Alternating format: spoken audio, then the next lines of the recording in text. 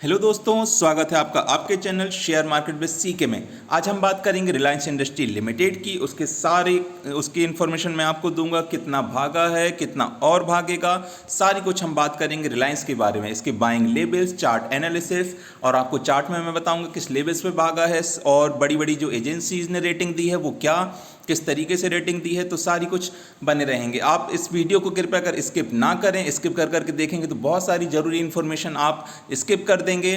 तो इस वीडियो के साथ रेगुलर बने रहें। इससे पहले हम आगे जाने से पहले मैं बताना चाहता हूँ, ये हमारा टेलीग्राम चैनल है, इसको आप सब्सक्राइब करना ना भूलें। ये आपको देगा इन्फॉर्मेशन मार्केट के आवर्स में, सारी इन्फॉर्मेशन रिगार्डिंग स्टॉक्स, आपके बाइंग लेवल्स अगर आएंगे तब भी हम बताते हैं, जो बेचने का टाइम आएगा वो मैं बताऊंगा, कब आपको प्रॉफिट बुकिंग करनी है, लॉन्ग टर्म शॉर्ट टर्म हर कुछ के बारे में बात करेंगे, रिजल्ट्स के बारे में। इसलिए हमारे चैनल को लाइक करना और सब्सक्राइब करना ना भूलें। अगर हम बात करेंगे, एक मिनट, रिलायंस जियो के Q1 के रिजल्ट्स के बारे में, तो देखिए इसमें जो प्रॉफिट राइज हुआ है 180% का प्रॉफिट राइज हुआ। 180% का प्रॉफिट बहुत ज़्यादा होता है, और इसने जो रुपीज़ में हुआ है 2520 करोड़ के प्रॉफिट हुए हैं। बहुत ही शानदार इसमें जो रिजल्ट्स आए थे बहुत ही शानदार थे। इसके बाद ये इस शेयर बिल्कुल रॉकेट हो गया था, और लगातार बढ़ने के बाद आज थोड़ा सा टूटा है। जो इसमें टूटने की वजह है वो थोड़ी सी ज़्यादा ओवरबॉट जोन में चला गया था। तो अब देखिए इसके जो आगे के टारगेट्स क्या होंगे, इसके जो आपकी आगे की स्ट्रेटजी है वो क्या होनी चाहिए। देखिए कुछ एक्सपर्ट्स ने इकोनॉमिक टाइम्स के कुछ एक्सपर्ट्स ने इसको फैंज ऑफ इंडिया बोला है। तो Reliance becoming fangs of India. Fangs of India क्या होता है? आपने फैंज अगर वर्ड नहीं सुना होगा तो फैंज ये अमेरिका में चलता है, फैंज ऑफ अमेरिका कहलाती हैं कुछ कंपनियां। तो एफ से क्या है? एफ से है फेसबुक, आप समझ ही गए होंगे अभी तक। एफ से फेसबुक, फिर ए से एप्पल, फिर दूसरे ए से अमेजन, एन से नेटफ्लिक्स, और उसके बाद जी से गूगल जो अल्फ़ाबेट इसकी पेरेंट कंपनी है। अल्फ़ाबेट वहाँ पे बहुत बड़ी कंपनी है, और अल्फ़ाबेट के नाम से अपन जानते हैं गूगल को। तो गूगल के बाद फैंज ऑफ अमेरिका बोले जाते हैं। ये 5 कंपनियां हैं जो वहाँ पे बिल्कुल सबसे ज़्यादा स्टैक है उनके पूरे मार्केट में। ये इन्हीं की वजह से मार्केट अप डाउन चला जाता है। ऐसे ही जो रिलायंस है, रिलायंस का जो स्टैक बड़ा है निफ्टी 50 में, लगभग 1/6 स्टॉक इसके हैं, रिलायंस के हैं। लगभग 14% के स्टॉक बढ़ गए हैं। स्टॉक रिलायंस के हैं निफ्टी 50 में। अगर हम बात करेंगे पूरे मार्केट शेयर की, तो लगभग 9% के मार्केट शेयर है। आगे हम बात करेंगे, देखिए फैंज के बारे में सब कुछ दिया, आपको रीड करना है, आप रीड कर सकते हैं। आगे बात करेंगे, देखिए जो इसकी प्रॉफिटेबिलिटी की है, तो लोगों ने इसमें इस जो ग्रोइंग क्लाउड बोला है रिलायंस को। देखिए मॉर्गन स्टैनली ने बोला है कि ग्रोइंग क्लाउड है। और RIL now command 14% of Nifty का 14% मतलब 1/6 मैंने बताया था आपको, और 9% ऑफ द इंटायर मार्केट, पूरे मार्केट का 9%। समझ रहे हैं आप? पूरे मार्केट पे लगभग 9 से 10% राज किसका है? रिलायंस का, और 14% निफ्टी में इसकी हिस्सेदारी। निफ्टी 14% मतलब 1/6। अगर अपन 600 में बांटेंगे निफ्टी को, तो एक जो हिस्सा है वो किसके फेवर में जाएगा? रिलायंस के फेवर में। ऐसी इतनी बड़ी कंपनी अपने इंडिया में किसी के नहीं है, और ये जो जिस तरीके से ग्रो हो रही है, तो इसकी और ज़्यादा और बढ़ने के चांसेस बहुत ज़्यादा हैं। अगर हम बात करेंगे मॉर्गन स्टैनली की, तो मॉर्गन स्टैनली ने अभी, अगर हम डॉलर्स में बात करेंगे, तो 180 बिलियंस के आसपास, 182 बिलियंस के आसपास अभी मार्केट कैप है डॉलर में बात करेंगे तो। लेकिन जो मॉर्गन स्टैनली ने बोला है वो सीधा इन्होंने बोला है 200 बिलियन के आसपास की मार्केट कैप कंपनी हो जाएगी। कब? 2022 में। अगर फाइनेंशियल 2020 की बात करेंगे तो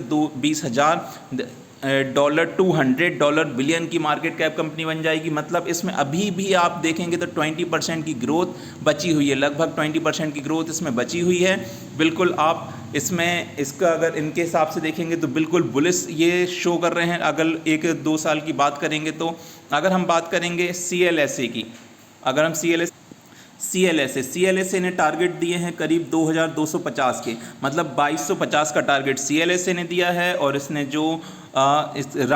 जो कैपिटल की बात की है 220 बिलियन इन मार्च 2020, मतलब 2022 में 220 बिलियन ये देख रहे हैं कि कैपिटल जो इसकी मार्केट कैप है 220 बिलियन की हो जाएगी डॉलर्स में, और वहाँ पे मॉर्गन स्टैनली ने बताया था 200 बिलियन की हो जाएगी। तो देख सकते हैं लोग इसको प्रिडिक्ट कर रहे हैं बहुत ही हायर लेवल्स पे, अभी भी इसमें बहुत ग्रोथ बता रहे हैं, लगभग 20% की ग्रोथ अभी भी लोग शो कर रहे हैं इसमें। CLSA ने, अगर हम मॉर्गन स्टैनली की बात करेंगे तो उनने भी लगभग 2400 के आसपास 2100, ये देखिए 222 कितना 2222 रुपए का टारगेट्स दिए हैं। 2222, अगर आप 2000 के लेवल के आसपास खरीदते हैं, अभी जो चल रहा है 2100 के, तो अभी आपको बहुत 100 पॉइंट या 150-200 पॉइंट ऊपर अभी भी आपको दिखाई देगा। मॉर्गन स्टैनली ने पहले भी इसको, जब कोरोना के टाइम पर 1800 टारगेट दिया था, उस टाइम पे ये अनबिलीवेबल दिख रहा था 1800, लेकिन ये गया और 1800 के ऊपर भी फिर इसने क्रॉस किया।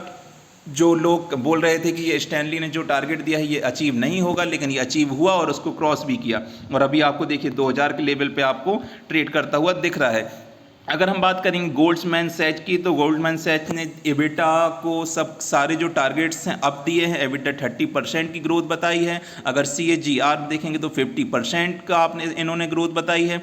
और जो 2000 इन्होंने जो टारगेट्स दिए हैं वो दिए हैं 2345, 2345 के गोल्डमैन सैच ने टारगेट दिए हैं। तो देखिए जो बड़ी बड़ी कंपनियां हैं, जो बड़ी बड़ी प्रेडिक्शन कंपनियां, ये देखिए ये अपने जो रिलायंस को दे रहे हैं बहुत ही शानदार इसके टारगेट्स दे रहे हैं। लेकिन जो गोल्डमैन सैच ने है, ये ऐसा नहीं है कि उन्होंने सिर्फ अपसाइड टारगेट दिए हैं। देखिए अपसाइड उन्होंने 45% तो टारगेट दिया है, लेकिन डाउनग्रेड रेटिंग भी दी है 12% की। ऐसा नहीं है कि सिर्फ इन्होंने बोल दिया कि अपसाइड टारगेट अपसाइड ही रहेगा, इन्होंने ऐसा नहीं है, इन्होंने क्या डाउनग्रेड भी दिया है। तो आप देख सकते हैं 12% लगभग इनने डाउन पे दिया है और अपसाइड दिया है 45%। तो 12% अगर डाउन करेंगे तो लगभग ये 1800 के आसपास आपको नज़र आता हुआ दिखेगा, और अगर अपसाइड करेंगे तो ये 2500 के। देखिए set that suggested a target of 2500 on the stock, तो 2500 के टारगेट्स दिए हैं, और अगर आप डाउनग्रेड करेंगे तो लगभग 1800 के आसपास ये नीचे भी जा सकता है, ये भी बोला है। अगर हम शेर खान की बात करेंगे तो बाय दिया है, 2400 टारगेट दिया है। ये देखिए गोल्डमैन सैक का है बाय। तो देख सकते हैं बड़ी बड़ी जो एजेंसीज ने हैं वो टारगेट्स दिए हैं, पर ये टारगेट्स इतने आ क्यों रहे हैं? ये आ रहे हैं ब्लॉक डील की वजह से। ये जो Google, silver lake, Facebook, vista, ये जनरल एटलांटिक, KKR, ये मोबाडाला, ये सारी जो कंपनियां हैं सऊदी अरेबिया की, ये जो कंपनी है ऑयल कंपनी, ये सब कंपनियों की वजह से जो इसमें डेट फ्री बनी है, धीरे धीरे डेट फ्री, और जो थोड़ा बहुत ही बचा है वो भी क्लियर होगा। उसकी वजह से ये 13 इन्वेस्टर्स की वजह से ही ये रिलायंस इतनी हाईलाइट हो गई है, सारी जो इसकी मार्केट कैप है वो बहुत ज़्यादा बूम पे आ गया है। तो इन सब के ब्लॉक डील्स की वजह से ये सारा कुछ हो रहा है। इतनी जो स्ट्रॉन्ग कंपनी बन रही है ये सिर्फ इन्हीं की वजह से है। अगर हम बात करेंगे आगे की जो उसका प्रोग्राम चल रहा है, तो छोटी छोटी कंपनियों को हायर कर रही है अपने जो बिजनेस को बढ़ाने के लिए, जैसे रिटेल है, फ्यूचर ग्रुप रिटेल, इसको अभी बात चल रही है, इसमें डील होने ही वाली है, थोड़ी सी कुछ प्रॉब्लम्स चल रही हैं, उसके बाद ये भी डील हो जाएगी। ऐसी छोटी छोटी कंपनियों को बहुत हायर कर रही हैं, एक्वायर कर रही है और अपने आप में मिला रही है और अपना एरिया बढ़ा रही हैं।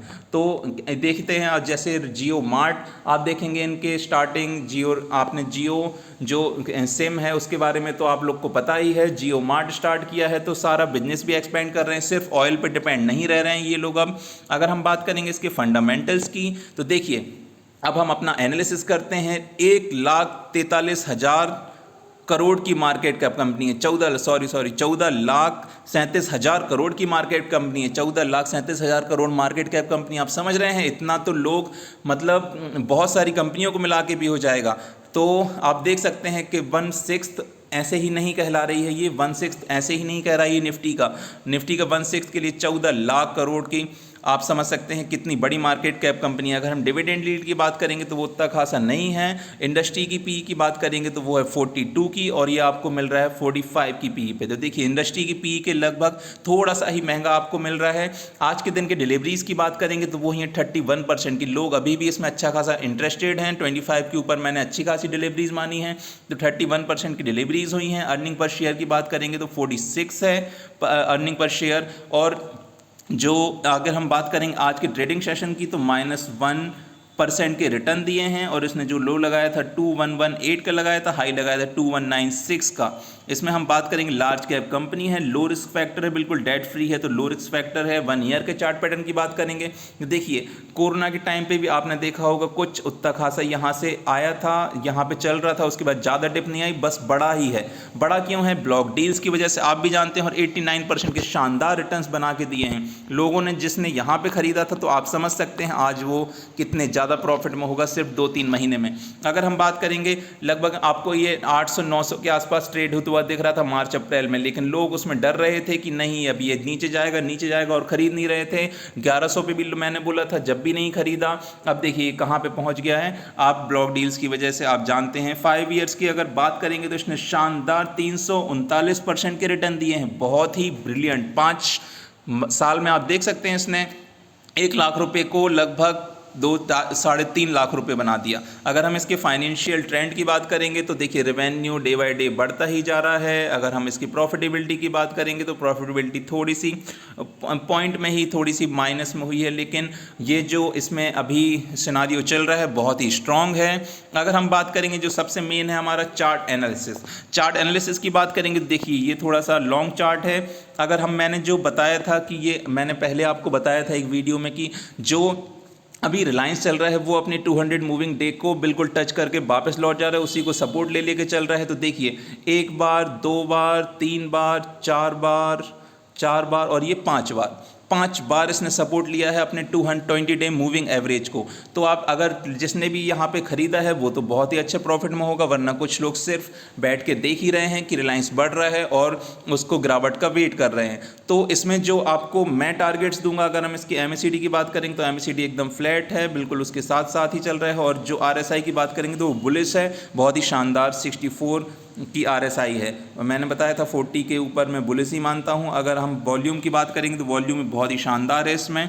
अगर हम बात करेंगे, देखिए इसको थोड़ा सा आपको मैं बताना चाहता हूँ, ये 200 डे के मूविंग एवरेज पे 210 पे ये एक लेवल है। यहाँ पे आप चाहें तो खरीद सकते हैं लॉन्ग टर्म के लिए। अगर आप शॉर्ट टर्म के लिए खरीदना चाहते हैं वेट करिए 1826 के लेवल्स के। 1826 के लेवल्स पे अगर आता है तो आप शॉर्ट टर्म के लिए खरीद सकते हैं और अच्छा खासा प्रॉफिट बना सकते हैं। अगर हम बात करेंगे थोड़ा सा ये स्टॉक भागा हुआ है तो मैं बताऊँगा कि लॉन्ग टर्म के लिए अगर आप खरीद सकते हैं तो 2010 के लेवल पर आप खरीदिए। और ये आपको अभी थोड़ा सा अगर रुकता भी है, अगर थोड़ा सा वेट भी करना पड़े, लेकिन फ्यूचर में आपको बहुत ही शानदार ये आपको स्टॉक जाता हुआ नजर आएगा। अगर नॉर्मल आप चाहें तो ये 1826 पे, और अगर बहुत ज़्यादा गिरावट आई तो 1666 पे आपको ये जाता हुआ दिखेगा। तो ये जो सपोर्ट लेवल्स हैं इन पे आपको बाय करना है। आपको एक ये लेवल है, अगर आप इसमें अभी बाय करना चाहते हैं तो अगर आप वेट कर सकते हैं तो 1826 पे, और अगर और ज़्यादा आप वेट कर सकते हैं 1667 पे। ये लेवल्स हैं, इन लेवल्स पे आप बाय कर सकते हैं। इसके नीचे जाने की उम्मीद कम ही है। और आप जो इसमें सिनारियो बन रहा है बहुत ही शानदार है। और इसमें जो मैं एक चीज़ और बता दूं कि अगर हम बात करेंगे 2014 से इसमें लगभग आप देखेंगे तो ये 800 चल रहा था 2014 में, और ये लगभग अभी 4800 के आसपास होता अगर ये बीच में स्प्लिट नहीं हुआ होता। फिर भी अगर हम बात करेंगे 800 से स्प्लिट होने के बाद भी आपको देखिए ये 2000 के आसपास आपको मिल रहा है। तो बीच में एक स्प्लिट भी हुआ था, वरना ये स्टॉक बहुत ही ज़्यादा महंगा मिलता, आपको 3000-4000 के आसपास आपको ये ट्रेड होता हुआ दिखता। तो आप इसमें बिल्कुल बाइंग कर सकते हैं, लेकिन जो लेवल्स मैंने यहाँ बताया आपको वो याद रखिए और आप अपना एनालिसिस कीजिए। आप अपने पैसे को अपने तरीके से इन्वेस्ट कर सकते हैं, बिल्कुल किसी की भी राय पे मत जाइए। आप अपना एनालिसिस कीजिए और जो भी क्वायरी है हमें कमेंट में लिख के बताइए, हम आपको क्वायरी को ज़रूर आपकी सॉल्व करेंगे। आपके जो प्रॉब्लम्स हैं हम उनको सुनते हैं, उनको तुरंत आपको आंसर देते हैं। किसी भी स्टॉक रिलेटेड, किसी कैसे भी रिलेटेड आपको कहीं भी दिक्कत जा रही है कमेंट में लिखिए। कमेंट में आप नहीं लिखते हैं, ये आपकी बहुत बड़ी गलती है। आप लिखेंगे तभी तो आप सीखेंगे, आप पूछेंगे क्वेश्चंस तभी तो आप सीखेंगे आगे। कमेंट अगर आपको गलत भी करने हैं, मैं कहीं गलत होता हूँ वो भी कमेंट कीजिए। तो हमारे चैनल को और लाइक करना, सब्सक्राइब करना बिल्कुल भी ना भूलें। हमारे टेलीग्राम चैनल को ज्वाइन करें जो हमें मोटिवेट करता है आगे अच्छे अच्छे वीडियोज़ बनाने के लिए। Thank you. जय हिंद, जय भारत।